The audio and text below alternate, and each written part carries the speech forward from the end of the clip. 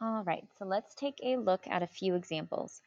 Our given says that line L is perpendicular to T and line M is perpendicular to T as well.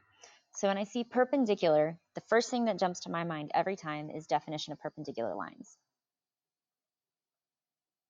That tells me I can say that the two angles that are created, or more, are right angles.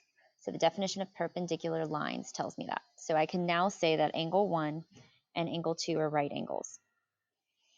Now, because they are right angles, each, I can say that the two are congruent to each other by the right angles congruence theorem.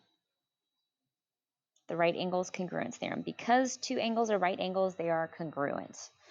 Now, because 1 and 2 are congruent to each other, and if we look at the position of where they are in our diagram, they're both in the same position at the intersections. So angle 1 is in the top left corner, and angle 2 is in that top left corner of its intersection point. So they are corresponding.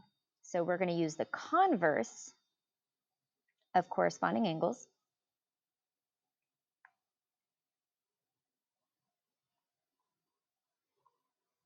Postulate to prove, therefore, that M and N are in fact parallel.